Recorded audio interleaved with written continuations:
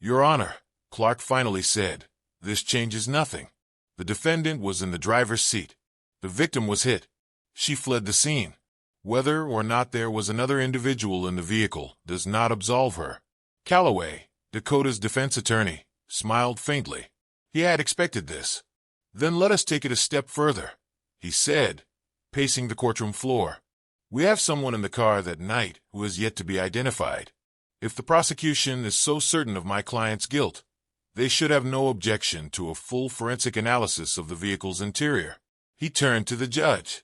Your Honor, we are requesting fingerprint and DNA analysis of the driver's seat, the steering wheel, and the gear shift. If my client was the one driving, then her DNA should be there. But if it is not, he paused for effect. Then this case is built on a lie. The jury was hooked. The judge considered the request. Then he granted it. A storm was brewing, and Dakota Johnson was at the center of it. Outside the courthouse, chaos erupted. News outlets broadcasted live. Panelists debated every second of the trial, and conspiracy theories ran wild.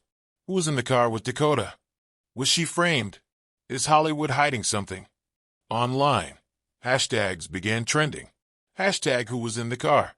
Hashtag justice for Dakota. Hashtag Hollywood cover-up. For the first time since her arrest, the tide was shifting. And somewhere, in the depths of the industry, someone was panicking. Because if Dakota was innocent, then someone else was guilty. And that person had everything to lose. 3 days later, the forensic team returned with the results. Dakota sat in her cell, her hands clenched as Calloway entered. His expression was unreadable. The tests are back, he said. She held her breath. There were fingerprints and DNA all over the car, but not on the steering wheel, not on the gear shift. Dakota's pulse pounded in her ears. Calloway exhaled. Dakota, your DNA is not on the driver's seat. Silence. For the first time since this nightmare began, she felt the weight on her shoulders shift. So what does that mean? She asked. Calloway smirked. It means, my dear, that the prosecution just lost their case. The next morning, the trial resumed. Calloway wasted no time. Your Honor, he began, we have evidence that my client did not drive the vehicle. And if she did not drive, then who did? He turned to the judge. We motioned to have the vehicle's registration checked, phone records pulled, and security footage from surrounding areas examined. Because someone put my client in that car that night. Someone who wanted to make sure she took the fall.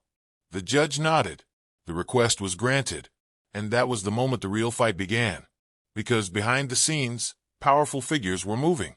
Hollywood executives, industry elites, people who thrived in the shadows. They knew something, and they would do anything to keep it buried. But the cracks were beginning to show, and Dakota Johnson was not going down without a fight. Now that Dakota has evidence proving she was framed, the real culprit must come forward. But who has been pulling the strings? And more importantly, how far will they go to keep the truth from coming out? The final showdown is coming, and the world will never be the same. The revelation in court sent shockwaves through the world. Dakota Johnson's DNA was nowhere near the steering wheel or the driver's seat. She had not been driving. The prosecution was cornered. They had built their case on a lie. And now, the judge had no choice but to allow the defense to dig deeper. But digging deeper came with consequences. Because Dakota was not just fighting for her innocence anymore. She was fighting against something bigger. Something dangerous. Far from the flashing cameras and the courtroom drama, a private meeting was taking place in an undisclosed location. 5 men sat around a dark wooden table, their faces obscured by dim lighting. One of them, a tall man with silver hair and an air of authority, exhaled slowly, his fingers drumming against the table. This is getting out of control, he muttered. She was supposed to take the fall, another man replied, his voice sharp. The evidence was airtight. The plan was perfect. And yet, the silver-haired man leaned forward. She is still standing. Silence. The men knew what needed to be done. One of them picked up his phone and made a single call. A message was sent. And just like that, Dakota Johnson's life was in even greater danger. Dakota was back in her cell, exhaustion pressing down on her, when she heard the footsteps. A guard appeared outside her door, expression unreadable. "You have a visitor." A chill crawled up her spine. She was not expecting anyone. Moments later, she was led into a small, dimly lit room. Across the table sat a man she had never seen before. Slick suit, polished shoes, a watch that cost more than most people made in a year. He smiled, but it was not a friendly smile. "You have been making quite a mess," he said smoothly. Dakota's hands clenched into fists under the table. "I did not do anything wrong," she said firmly. The man chuckled, shaking his head. "You still do not understand, do you?" He leaned forward. "This is bigger than you. It was never about you. You were just a piece on the board. But now," his smile faded, "you are becoming a problem." Dakota felt her breath hitch. "What do you want?" The man tapped his fingers on the table. "For you to plead guilty. Accept the charges. Serve your sentence. And in return, we will make sure you live long enough to see the outside of a prison cell." Dakota felt ice spread through her veins. It was not just a warning. It was a threat. She was not just up against a false accusation anymore. She was up against powerful people. People willing to kill, to keep their secrets buried. Dakota was back in her cell, exhaustion pressing down on her, when she heard the footsteps. A guard appeared outside her door, expression unreadable. "You have a visitor." A chill crawled up her spine. She was not expecting anyone. Moments later, she was led into a small, dimly lit room. Across the table sat a man she had never seen before. Slick suit, polished shoes, a watch that cost more than most people made in a year. He smiled, but it was not a friendly smile. "You have been making quite a mess," he said smoothly. Dakota's hands clenched into fists under the table. "I did not do anything wrong," she said firmly. The man chuckled, shaking his head. "You still do not understand, do you?" He leaned forward. "This is bigger than you. It was never about you. You were just a piece on the board. But now," his smile faded, "you are becoming a problem." Dakota felt her breath hitch. "What do you want?" The man tapped his fingers on the table. "For you to plead guilty. Accept the charges. Serve your sentence. And in return, we will make sure you live long enough to see the outside of a prison cell." Dakota felt ice spread through her veins. It was not just a warning. It was a threat. She was not just up against a false accusation anymore. She was up against powerful people. People willing to kill, to keep their secrets buried. Dakota's defense lawyer, James Calloway, knew things had just escalated. The moment Dakota told him about the visitor, he realized they were running out of time. "They will not stop," he muttered under his breath. "They cannot afford to." He paced the room before turning to Dakota. "There is only one way to survive this," he said. She swallowed hard. "What do I have to do?" Calloway met her eyes. "We do not just prove your innocence." He exhaled. "We expose them." Dakota's pulse quickened. "Expose who?" And then Calloway showed her the file that would change everything.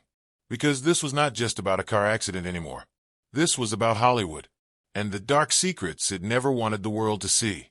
The courtroom was at full capacity. People were glued to their screens worldwide. This was not just a trial. This was a reckoning. Dakota sat beside Calloway, her heart pounding.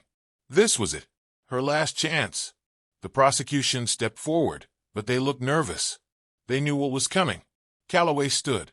"Your Honor," he began, holding up the file. "What we have here is not just evidence of my client's innocence." He turned, facing the jury. "What we have here is proof of corruption, a cover-up, an industry willing to sacrifice an innocent woman to protect the men who truly hold power." Gasps rippled through the room. He slammed the file onto the table. "In this file are records of who was really in that car, who ordered this framed job, and why they needed Dakota Johnson to take the fall." The prosecutor's face turned pale. The judge leaned forward. "I want those documents submitted into evidence immediately." And just like that, the tides turned. The names that had been untouchable were about to be exposed. And someone somewhere was watching in fear. Because the moment those papers were read out loud, the whole world would know the truth. The courtroom was in complete silence. Every eye was fixed on the judge as he carefully flipped through the classified documents Calloway had just submitted. His brows furrowed, his jaw tightened. And then he looked up, his face pale. This changes everything," the judge murmured. The prosecution was visibly shaken. They had spent weeks confidently arguing that Dakota Johnson was a reckless criminal. But now, with irrefutable evidence sitting before them, the weight of their deception was crushing. Calloway did not wait. He turned to the jury. "Ladies and gentlemen, you have been told a story about Dakota Johnson," he began, his voice steady but sharp. "You have been led to believe that she is guilty, that she drove the car, that she ran away, that she left an innocent man to die." He paused. Let the tension build. "But the truth," he said, lifting the documents, "is right here."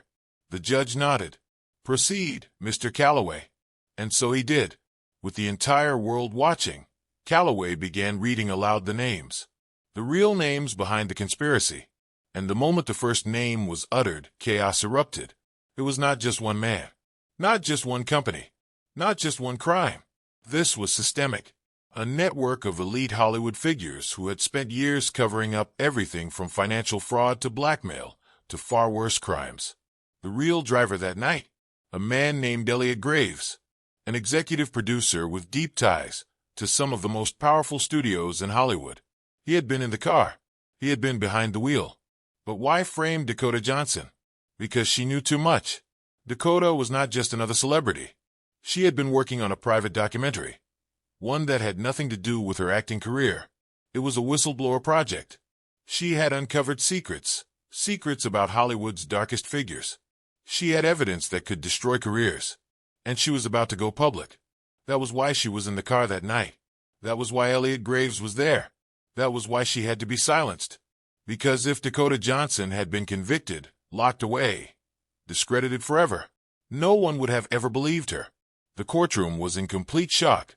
The jury no longer had doubts. The prosecution was speechless. And the judge, he removed his glasses, exhaled, and turned to Dakota. "In light of this new evidence, I find the defendant not guilty." Gasps. Cheers. Shouts. The shackles around Dakota's wrists were removed. She was free. But this was not the end. This was just the beginning. Because now she was going to finish what she started. Within 24 hours of the trial's conclusion, headlines swept the globe. Hollywood executive Elliot Graves indicted. Dakota Johnson exposes shocking cover-up. Industry elites under federal investigation. One by one, the names on that list started falling. Some resigned overnight. Some disappeared completely. Others hired teams of lawyers, scrambling to protect what was left of their empires. But it was too late. The world had seen the truth. And Dakota? She was no longer a victim. She was the woman who took down the most powerful man in Hollywood. The camera crews had packed up. The journalists had moved on to new scandals. The court battles would rage on for years. But Dakota had done her part. She had survived. But before she could leave it all behind, she had one last stop to make. A black car pulled up to an isolated mansion, far from the chaos of the city. She stepped out, walked up the grand stone steps, and rang the doorbell. The door opened, and standing there, staring at her, was the one person who had orchestrated it all. The real mastermind. The one who had set her up from the very beginning. And with a slow, knowing smile, Dakota Johnson whispered, "You thought I would not find out, did you?" Fade to black. Dakota Johnson may have cleared her name, but the war is not over. Who was behind it all? What other secrets are still buried? And how far will they go to silence her now? Because in Hollywood, the truth is always dangerous. And Dakota Johnson, she is not done fighting yet.